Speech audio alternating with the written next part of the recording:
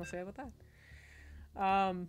No, seriously though, it's unfortunate, but the only StarCraft stuff we've actually gotten in recent memory was Here's the Storm stuff. Which, you know, does it count? I don't know. Oh, stupid overlay. So I don't know. Alright, I'm gonna do the introductions and make a quick tweet. It is another best of 3 TVZ in the bottom left. As the Red Zerg, I believe teamless. It is Solar. I'm gonna have to double check that. In the top right, I believe, still on Jin Air, it is the Blue Terran Cure.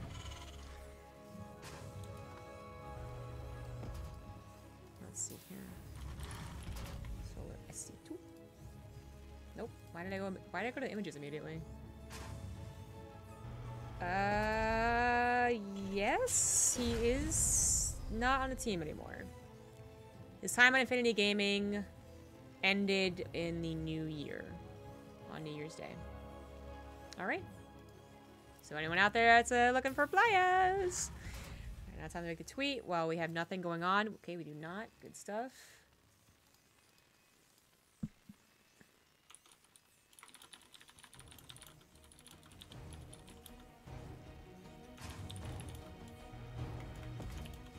Casting at Solar at Engineer Cure. Cure. Two Cure? I don't know. I'm just gonna go with Cure. Sorry, can't tweet him. Versus Cure best of 3 TVZ.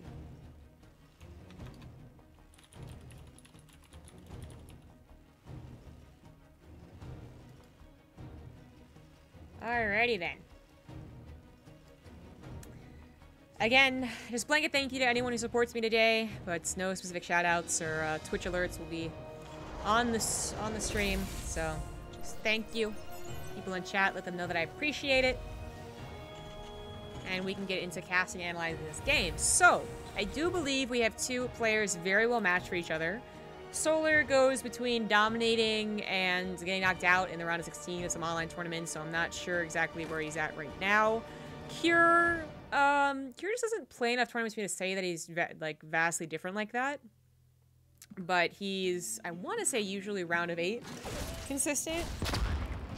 And then I don't remember the last time I've seen him win a tournament. But to my, in saying that, I haven't watched a ton of tournaments to the very end, so it could be very, very wrong. I know Kira's had some very good TVT at times when he was at his best. I was talking about that earlier, when he was almost the next best Terran. His TVZ was very, very good, and he was even, a couple of abusive mech games back in Heart of the Swarm. We all remember that. Good times, right?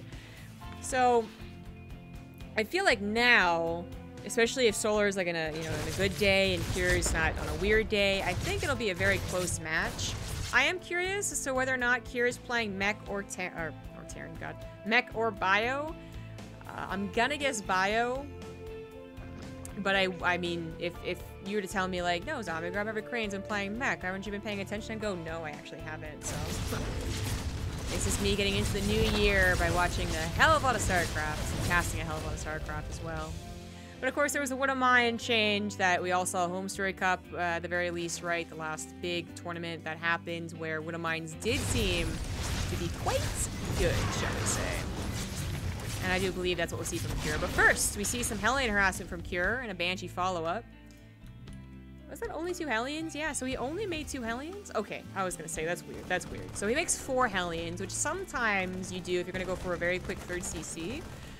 But it looks like he is doing it because... I mean, he just has extra minerals, so that's why I was wondering where it's where is it going? Okay, so a little bit faster with Command Center, perhaps. Because the typical count is 6. And for him to also be bold enough to send only 2 Hellions out like he did, he was looking for a couple of drone kills, and for Solar to not quite have made any lings yet, which apparently he was able to get at least a few. Okay, just kidding, only got 1. Not really worth a single Hellion, but so be it. The game goes on. Cloak is the new thing to pay attention to. It is finishing up. We have a Banshee already on the way, and I guess he started Cloak a little bit later, or earlier, sorry. So that will finish as the Banshee appears. which can sometimes be an important thing to note, because if it does go directly across, the cloak won't quite be done, so that's why it has to stall out for a little bit.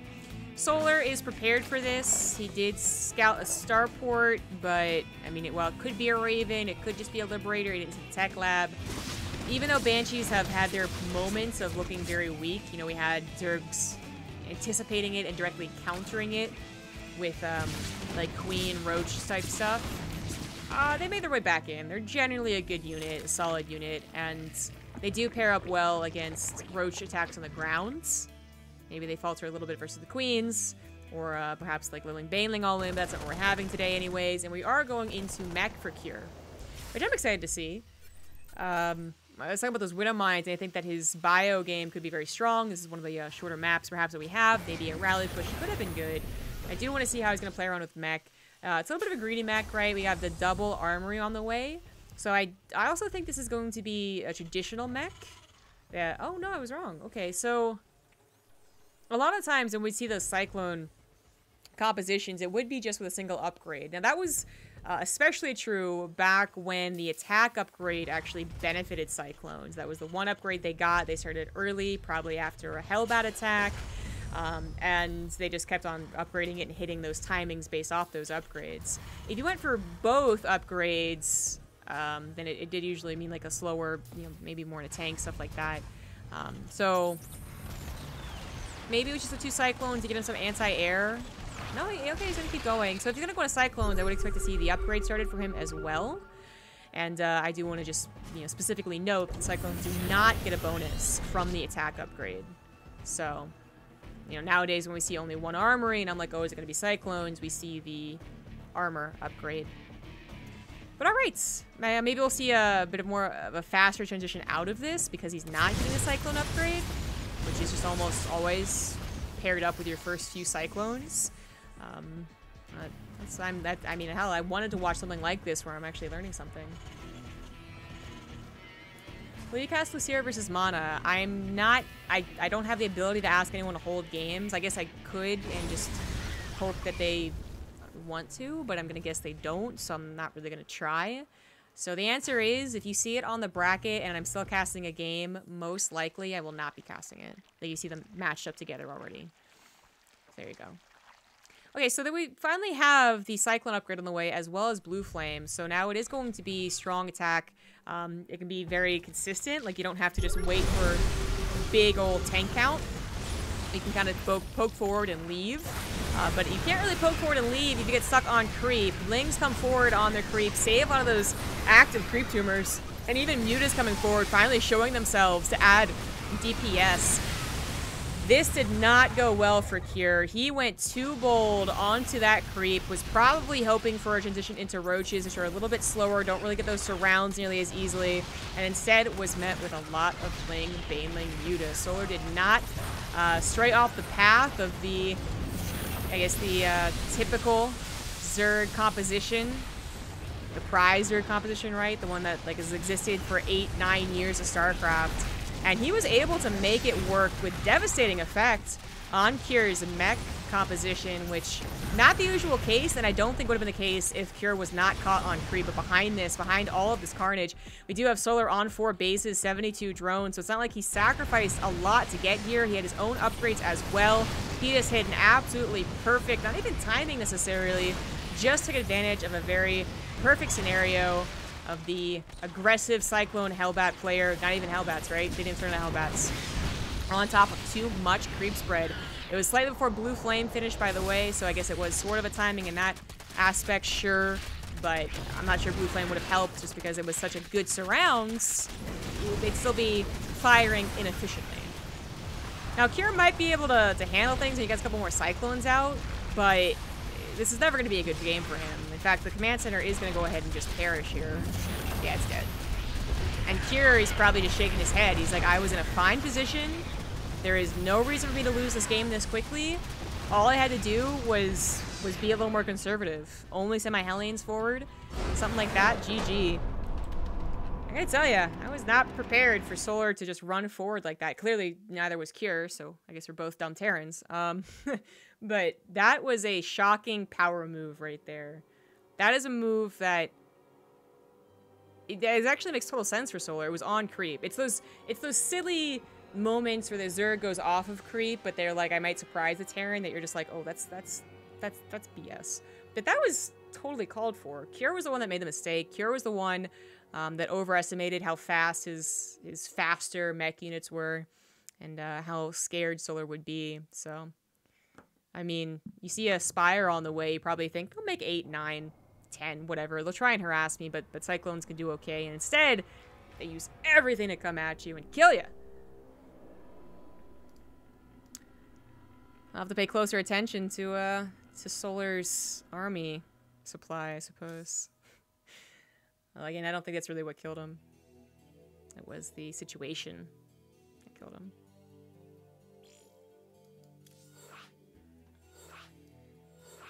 All right, so that's such a bad feeling, I think, for Cure, because you were in an okay position, perfectly fine, really. Maybe the mutants did more damage to you because, you know, you didn't have missile turrets already up or something, but it's more of harassment anyways. Instead, you just lose the game. It almost feels like the game doesn't count. Like, obviously, it's a 1-0, but it's a game that you wish you could just forget, and maybe if it was a best of 5 or best of 7, you could just be like, oh, that was stupid. That was silly. Like, yeah, let's just forget that happened. But it's a best of 3. Single elimination. Losing that one game, learning almost nothing from how Solar's going to play. That was just straight up like macro, oh, hey, I have an army, let's go beat you. Like, you don't learn very much from that, I don't think. That puts him in a very poor position, in my opinion. But I still think Kira can bring it back. In the top left, he has gained a rather, I almost want to say flawless victory in the first game. It is the Red Zerg, Solar. In the bottom right is the Blue Terran. He is Cure.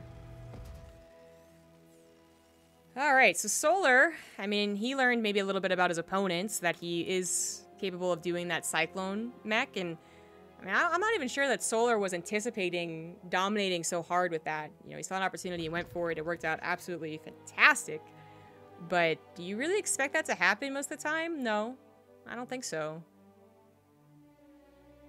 Most common scenario with those two types of compositions, I think, is Cure kind of ducks and weaves off of creep with just Hellbats or just Cyclones, either one.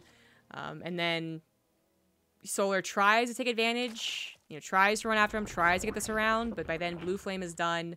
He gets kited by Blue Flame, the Lings get burned, the Banelings can't make ends meet, and the Mutas are used just as harassment tool. And he actually might even start to look a little silly the more he tries to get that surround. But when Cure just goes on a creep, I guess it makes total sense. And also just, I mean, I keep saying creep as if it was the single determining factor, and I think it was. I think it was the trigger that made Solar go, but it also was just that Cure wasn't anticipating such an aggressive army, you know? I got Hellions, why would you attack me like that? It doesn't make any sense. Well, it did then. So Cure, do you go for mech again? Do you go for battle mech again? Do you go for regular? Do you go for bio? We're on Kairos Junction, which ramp natural to ramp natural isn't that large, but then from your ramp to your actual natural, it's still a fair bit away. You do have a very nasty spot on this map for Zerg players to deal with. They usually take this as their third, right? Some will be bold and take this as their fourth. Most take the other one as their fourth. But they need to get that creep spread kind of, you know, rocking and rolling over here. Otherwise, even if they break down the rocks, it's still a very abusive little choke. And if they don't break down the rocks, then it's really difficult to do. If they don't break down the rocks, they don't have creep spread, so they're gonna have a bad time. But if Cure, you know, fails on that attack or has to give up on that attack for any various reason, then it kind of usually shifts over to this fourth base. And I guess we could talk a little bit about the tank advantage here, but only if you go very far away from your actual hatchery. TLDR, I think there's some good pushing points here for bio, not for mech, for bio. We're getting into the nitty-gritty of the build orders. 3rd CC is very quick out here. So Solar could easily tell this was the case if he had an Overlord right here or right here, which I guess Cure was intentionally looking for. He'd be able to see there's no supply depot making, and you need a supply depot if you're not going to go for such a fast 3rd CC, if you have a starport producing as quickly as you would otherwise, you know. That's not the case. Command Center will provide that supply. He'll still be able to go into Banshees if he would like, and...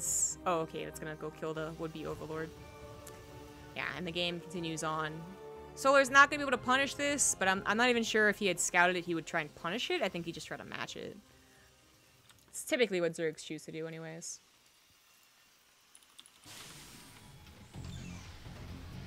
What's up, everyone? Alright, so... Where is the tech lab going? Okay, alright, it is on the barracks.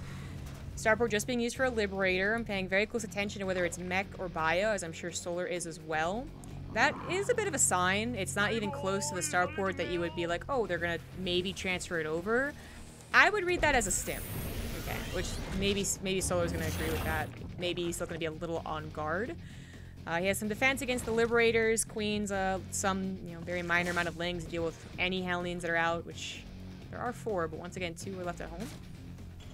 Seems to be Cure's answer to any of those pesky little Ling run-by problems. 2 Hellions won't solve your 20 Ling run-by problem, but it will solve your 8 Ling run-by problem. Wolver gets in here, sees additional barracks being made, so he knows exactly what is up, and Solar is going to go back into that droning. Not that he's ever really stopped. Adds on the 1-1 from melee specifically, and should be looking towards that 4th base in due time.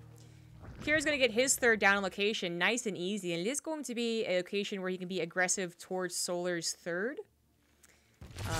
So he's going to want to probably focus his creep denial on that base. Hellions decide to be bold. You could save them and use them for Hellbats later on for your push, but you could also suicide them and try and get as many drones as possible. Doesn't seem like he got that many. 10, maybe the Liberator got some? I'll never know. Let's go with 10 for the Hellions, I suppose. Maybe 1 or 2 less. That was a fair trade then for the Hellions, like literally 4 Hellions for 10 drones, right? 8 to 10 drones. And he got a little bit of scouting. So that's always nice. And what he scouted, I think, was a late lair. Oh. Our SCVs oh my god. Are under attack. Yeah, okay, yeah, it's so late that I didn't even see it was started, man. Which is totally fine. I think Solar was probably, he saw that there wasn't a tech lab on the starport, so he knew that there wasn't a real necessity for an Overseer. And he also knew that there was a 3rd command center build, so it's not like a fast 2-base push was coming. So he's probably figuring, right, like a later lair. Later Overseer, doesn't matter. Later centrifugal hooks. He could probably buy some time until that does in fact finish. It's mostly going to be drops initially anyways for about the first 2 or 4 medevacs, unless they've already been building a tank count with a different type of style of play. And we know that isn't the case. Solar is also, I think, reading into it. So just drops, you don't really need centrifugal hooks for. Unless the micro is really, really, really, really good. Oh, this Ling run-by is really annoying. That does take attention away from Cure, who could have accidentally stemmed into some Banelings, but he is paying attention to his army. The combat shield is not done, so every stem does hurt him. He's gonna be very careful not to leave too many Queens to focus fire his medevacs, but does get out in the nick of time. Well, not really the nick of time. What's the opposite of the nick of time? The mat of time? I don't know. A couple free Banelings. Yep, free Banelings. Has to, yeah, continue down creep, alright? Like, that's where I think a lot of people, they watch Beyond, for instance, 2 years ago, win with a 2-1-1, and they're like, oh, that looks like such an easy win, and then they fail, and then they don't win the rest of the game. It's a lot because these two medevacs aren't really about killing drones, or really even killing Queens, although that is a very good thing to kill, because it limits the creep spread. It's about limiting the creep spread, keeping tabs on your opponent, making them actually make Banelings, make Lings, and, yeah, opening up opportunities for later. Oh my god, okay, that medevac was out in the nick of time. I'll tell you that much. Huge Ling run by. I thought it was being denied, but it just was the wrong supply depot that was open, but it does add crucial couple seconds to Cure's response. Lings just simply being lost here for not much trade out. Could have been a lot worse. That was a lot of Lings. Cure, that was the 3rd CC, totally saturated, only 1 gas. I was gonna just start questioning. I was like, what is he doing with his factory? Oopsie daisy. So he is making one of mines. Just not a heck of a lot of them. Somehow he also got 2 Hellbats back in there. But his one of mine count really is not that impressive. His Marine count is impressive. It's almost matching the Lings, in fact. But it's not just Lings you have to deal with. You also have to deal with the Banelings. There are no Mutas out in play. No Hydras either, because you do have a fast hive on the way. Something that Kira does not know about and might never know about until the ultras hit him, or until he starts wondering, hey, why don't you have as many units as I would expect you to? Where are the units? So on and so forth. Because Kira's already built a missile turret. He's somewhat expecting them. In fact, he is totally expecting them. Now this creep turret on the left side, really, it's been successfully pushed back. You know, Solar should feel a little weak on that side, especially because Kira's 3rd CC also is kind of like pointed in that direction, right? So he can both attack and defend. The right side could go crazy if Kira didn't spend any time on it whatsoever, but Kira is spending time on it, so that's where Solar wants to be able to push the creep spread, right? As he finally starts to control the map a little, but Kira's not letting him do it. Now, 2-2 is almost done for both players, but much more importantly, Solar's Hive is done. Ultra's Cavern on the way. Adrenal Glands, that +2 Carapace is going to be what we're really going to look at for those Ultras. And Kira still has no idea that that's what's on the way. In his mind, he should be thinking, where are the Winamine, or where are the Mutas? Where are the Hydras? And I think if it's not now, or a little bit sooner, in like a minute, he will be saying, okay, I get you, it's a fast Hive. Will he react any differently once he realizes that, though? Winamines are not what you want usually against Ultra-based play, but for a while, it won't really be Ultra-based play, it'll be Ling Baneling sprinkled with Ultras, so it'll work for a little while. Plus, a couple of Winamines getting some lucky shots, they do ignore armor, so in a way, they can be helpful against Ultras, but that's, again, you don't generally want them. Now this is a little awkward, they just kind of stopped, which gives Kier the extra little bit of time necessary to defend that. This is currently on the Korean server, guys. They both agree to play on the Korean server, which is quite obvious. Yeah, it's server preference. Unless they both can't agree on a server, then it goes to NA. They're going to agree to play on Korea. Kira's doing a fantastic job limiting the creep spread, but Solar is doing a fantastic job limiting him from pushing any farther into the creep spread. So things are still rather even. Solar probably not feeling the most secure, but yeah, pretty secure. Not a lot of Marauders in here. In fact, no Marauders whatsoever to help soak up those Banelings. So it's all about the splits, all about engaging off of creep. There finally is the true Ultra reveal. Here, what is his response to this? If anything at all, he's going to back away from whatever Banelings are left over. Really not many. Only 3 is what I count there. There are a few more, though. This, oh my god, there's absolutely no creep spread here. This is going to be perhaps difficult to defend, but he now has those Ultras to help support him.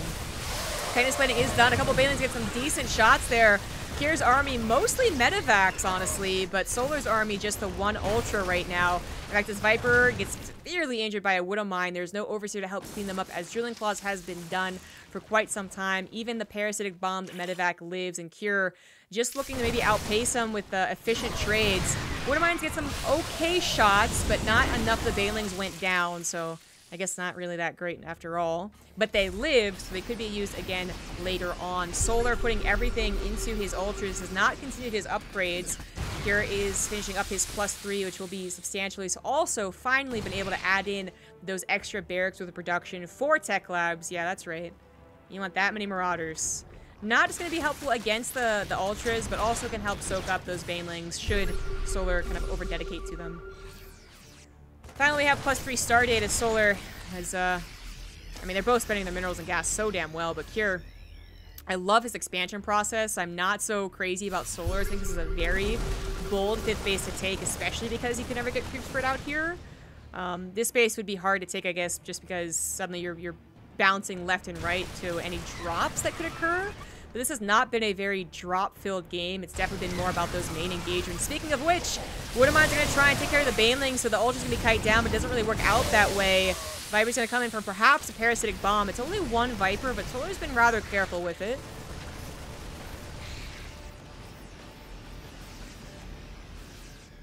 Kira might have to start thinking about adding in... Oh, okay, never mind. Speaking of Liberators. Did he already add in any? Alright, so he's starting to add in Liberators. He also, I think, has to start thinking about going off to do some drops. He doesn't want Solar to casually expand to the top right side just because he thinks this one's about to die. But he does manage to grab it, as there weren't any Lings or Banelings to really help out. Oh my god, that Widowmine shot on top of the bio! Oh no, he killed so many of the medevacs, or helped kill so many of the medevacs. And it did help kill a lot of the bio. Suddenly the tides turned. Kira might have gotten that 5th base, but was it worth losing most of his army? It looks like it was, as Solar is once again found without Lings and Banelings to support his ultras, so they are instantly kited, sniped down. Only a couple live. What is that? Oh my god, it's the ultra speed! I forgot that was a thing! It's been so long since I've seen late game TVZ. That's a thing, guys! Alright, so the ultras will be faster with that upgrade. Which will help him a little, but you still never want to have just ultras. Just ultras is actually quite easy for Terran to deal with. It's the Banelings and Lings that make things complicated. Liberators are getting a lot of freebies here, a lot of canceled Banelings going down, but they're not helping the bio anymore, which is just purely kiting the ultras down. More Banelings roll in, take out the Widow Mines, but these ultras are getting very, very low.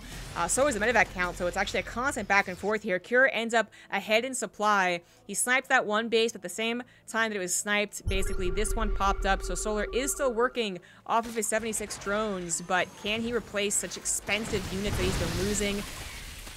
Maybe not. Maybe not. This is not a bad little task force to go forward with, but it's got to be very careful off of that creep. I guess Ultra Legs is what I'm going to call that. Look at them. They get like little speed lines and they get speedy. It's really a silly thing that they put in there, but it does. Liberator does a little bit of harassment. Mostly pushed off, though. Cure, now getting to his 5th base. It looks like it is his lifted orbital. Sensor tower to help out there. That might be a base that, honest to God, a lot of players seem to forget about, right? They're so focused on, like, this one over here, or, you know, this one, which he knows he has. This one is going to be great, not just because it's going to have this choke, or that it, you know, could potentially just kind of be something that he doesn't think about, but also that it's where he's attacking. This looks like it's going to be a very good game for Cure, and it is. GG is called. Cure takes game number 2 to tie the score up after that silly Cyclone Hellbat loss in the first game. He was masterful in his bio control. He got some good Widow Mine shots. He was able to keep Solar constantly on his toes, so that even though Solar was able to get to Hive Ultras, all that good stuff, he's never comfortable doing so.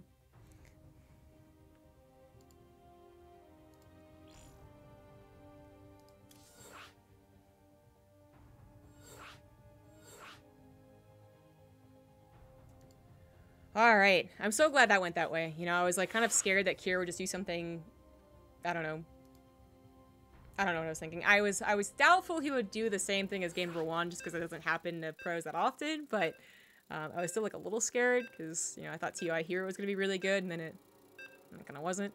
So, I was paranoid, but we do have a good series on our hands. Game number 3 is going to be on Port Alexander. Actually, I don't know why, but I keep thinking this name, Port Alexander, fits Stasis more than Stasis does, and I don't know why. What was that map called that had the 4 air-blocked island bases in the middle? Oh, New Gettysburg, that's why. Maybe I'm kind of like seeing both of those in New Gettysburg, Port Alexander. I don't know what it is. Totally senseless reason to bring that up, though. Here we go. Much more important things than the names of maps are the names of these players. In the bottom right is the red Zerg. It is Solar. In the top left as the blue Terran, it is Cure. And he looked really, really good with the bio. Just constant, like, ping-ponging around on that creep spread was quite good. And, sorry. This one or this one? This one or this one? This one. That opens them up. And Solar just never truly looked comfortable. At times where he was like, okay, maybe he's doing okay, that creep spread kind of constantly came back and just never let him take super great engagements. There was like 1 or 2 where it was like, oh, hold on here, he got some hits, but never really able to capitalize and gain the momentum, because there's sometimes that momentum shift in TVZs that go that way, right? Especially if the person's able to get to Hive on a decent number of bases, where, you know, the Terran looks like they got a lot of things going, they're kind of, you know, they're doing some decent macro, they're also pushing the creep spread back, and then suddenly one good engagement goes for the Zerg and it flips. They still have their queens alive, so they plant down all that creep spread. The map starts to look very, very large as they get more and more creep spread, they get more and more bases they have to tackle. Suddenly, it's a Terran that kind of has to retreat into themselves, and that's when we see you know, the extra command centers come up, the extra planetaries, orbitals, second starport, that type of stuff. But Kira is able to keep the pressure on so consistently that really he was on a bare bones type of composition. I mean, he was into Mass Marine about like a minute, 2 minutes into the Ultra appearance. So, you know, whereas if he didn't have such a great start, great mid-game, that compositional, you know, difference, it's it missing out on the Marauders, basically, right? Could have killed him, but instead he was still able to smoothly go into the extra tech labs, still able to utilize his Widow Mines, still able to win the game. And that could have been just a difficult map for Solar to really achieve what he wanted on. He might be thinking like, okay, like I got, you know, that mid game wasn't really that great for me. You know, the earlier part of the mid game where that 3rd and 4th base really are the critical, gotta protect these, right? Maybe he's thinking that wasn't really a strong backbone of my game because the map has that stupid little choke and I have to wrap my creep around it and he's constantly, oh, it's so luck. And maybe Port Alexander is something that he feels more confident about. But we are going into 2 macro games. I guess it's also important to note that Kira was able to get a really strong start with a very fast 3rd base made, as well as placed on location. So that always helps.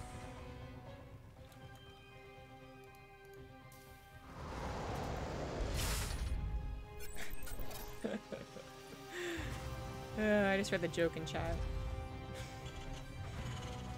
I won't say it out loud though. Okay. So again, Kira aggressive with these first 2 Hellions and a Reaper. Keeps the other 2 back at home, I guess. Oh, no. He's going to be aggressive with these 2 as well.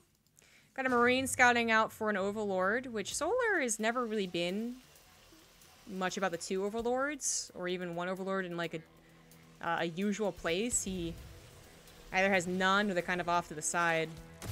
Uh-oh. Oh my gosh. Alright, so really crucial that those Lings, only like 6 Lings, but still, that any Lings popped out at the time that they did. Otherwise, these Hellions would have already gotten 2 or 3 shots on top of the drones, which would make all these weak drones dead drones. That was a very close timing. How many matches are left? They're playing to the round of 8, so I don't know, look at the bracket.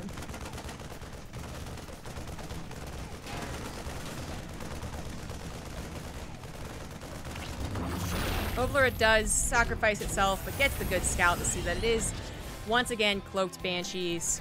3rd CC is on the way, as expected. I don't think there's too many shenanigans you can do off of a 1-1-1, unless you're hiding a second starport back here, I guess. Yeah, that's probably it. It's also going to be Bio again. Stim is on the way, extra barracks as well. Solar might have a more difficult time seeing that since he just suicided his Overlord. But, there's a difference. So I was talking last game about how Solar, you know, I said Kira got a pretty good start with that 3rd command center. Solar also was able to delay his lair a very long time without being too punished for it. I don't think Cervical Hoax would have stopped Kira from all the beep-bopping around that he did to clear up the creep spread, but I could be wrong about that. But yeah, this game, he goes for a very well-timed lair, where you'd kind of usually expect as the average, the normal. Goes for 2 Overseers immediately. That's interesting. I guess that is just to deal with the Overseer, or the Banshees.